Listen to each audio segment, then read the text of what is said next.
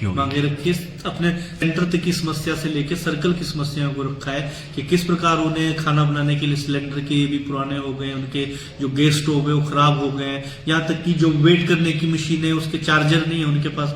बहुत सी दिक्कतें आंगनबाड़ी सेंटरों को उनके अंदर निजी स्तर पे है। कुछ उस खुद अपने लेवल पे भी सॉर्ट आउट करती है, लेकिन वो अपने आप में काफी नहीं है, क्योंकि 9500 रुपये वेतन में वो वर्कर्स सेंटर के ऊपर पैसा लगाएगी या वो करेगी। और दूसरा, शहरों के अंदर आपने देखा होगा कि जो असेसमेंट होती है किराए की, बड़ा कम किराया विभाग की तरफ से दिया जाता है। अगर कोंटा जैसी जगह के अंदर या नाहन जैसी जगह के अंदर आंगनबाड़ी जो केंद्र चलाना है तो 4000 से 4500 से भी कम किचन आपको कमरा नहीं मिलेगा, तो मेरे ख्याल से कितना 1500 रुपए के करीब दिया जाता है। 1500 750 वो गांव के स्तर पे तो 750 और 1500 या 2000 दिया जाता है, तो 2-2500 रुपये कहाँ से देंगे। तो इसका भी हम मांग करें कि जो शहरी क्षेत्र है उनको चिन्हित करके, इंडस्ट्रियल एरिया है वहां चिन्हित करके जहां आंगनबाड़ी केंद्र चले उसकी असेसमेंट सही तरीके से करके रूम रेंट भी उनको सही तरीके से वो दिया जाए।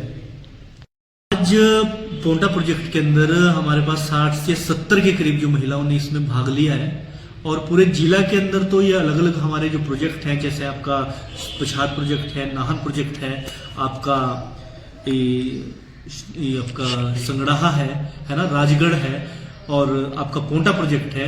तो ये पोंटा प्रोजेक्ट का हमारा सम्मेलन जो पिछले वर्ष में थोड़ा डिले हो गया था, तो हमने इसको आज संपन्न किया है। तो पूरा जिला सिरमौर है वो CI2 की यूनियन जो आंगनबाड़ी के साथ है वो हमारे साथ जुड़ी है। करेंगे और जितना हो सके इसको मतलब बड़े लेवल पर ये आंदोलन हम छेड़ेंगे। ये बेटी बचाओ और बेटी पढ़ाओ का जो नारा देने वाली केंद्र की सरकार है, एक बहुत बड़ी महत्वाकांक्षी जो योजना इन्होंने शुरू की थी, और इसमें बजट भी एलोकेट किया है। और जो बजट एलोकेट किया है वो आंगनबाड़ी वर्कर्स के तहत जो बेनिफिशियरी जो होते हैं, जो चाहे प्रोत्साहन राशि के रूप में लड़कियों को दिया जाता है, कन्याओं को दिया जाता है, उस तरीके का बजट का प्रावधान किया है। लेकिन उस बजट को जो सरकार की योजनाओं को धरातल पे ले जाने का जो काम आंगनबाड़ी वर्कर और हेल्पर्स कर रही है, मैंने आपको पहले भी क्लियर किया इससे पहले कि 3-3 महीने का वेतन नहीं उन्हें मिल रहा है। और जो कुपोषण जैसी समस्या को जिन्होंने पूरा एक भारतवर्ष के जो बच्चों का जो कुपोषण की जो लड़ने का जो कार्य कर रही है, उन्हीं को वेतन समय से नहीं मिल रहा है।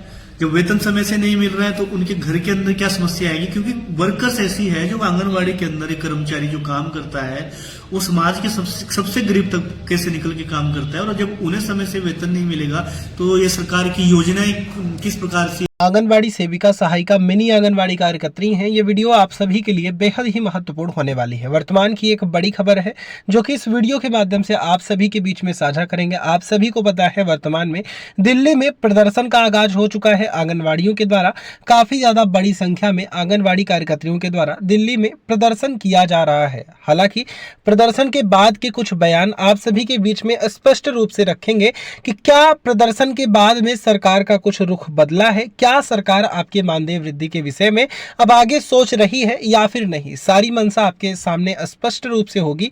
सभी से एक अनुरोध है, वीडियो को आप पूरा देखें। चैनल को अभी तक आपने सब्सक्राइब नहीं किया है तो तुरंत ही आप सब्सक्राइब भी कर लें। अब चलते हैं अपडेट पर।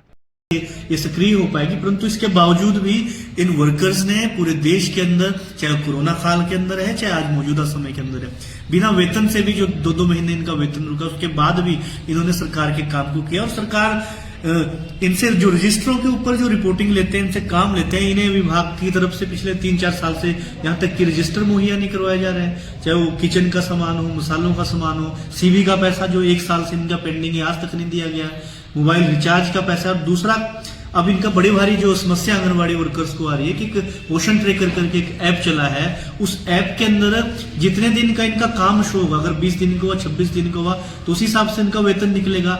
लेकिन सबसे बड़ी विडंबना यह है कि हमारे जो दूर दराज के क्षेत्र है, गांव है, खासकर शहर के जो एरिया है, वहां पे भी सिग्नल की प्रॉब्लम रहती है, नेटवर्क की प्रॉब्लम रहती है।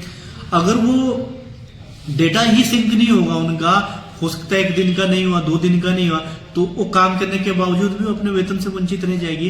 तो हमारा इसमें यह भी कि जो पोषण ट्रैकर वाली जो योजना है कि पेपरलेस जो काम करने का सरकार सोच रही है, तो या तो आपके पास साधन उस तरीके के हो, या आपने कोई अच्छा इनको जो उपकरण या मुहैया कराया, नेट की सुविधा अच्छी तरीके से उपलब्ध कराई है, ऐसा कुछ नहीं है। या आप वाईफाई लगा दो, ब्रॉडबैंड आंगनबाड़ी सेंटरों के अंदर लगा दो, इस तरह की अगर कोई सुविधा देती है तब तो सरकार ये योजनाएं इंप्लीमेंट कर सकती है। लेकिन जब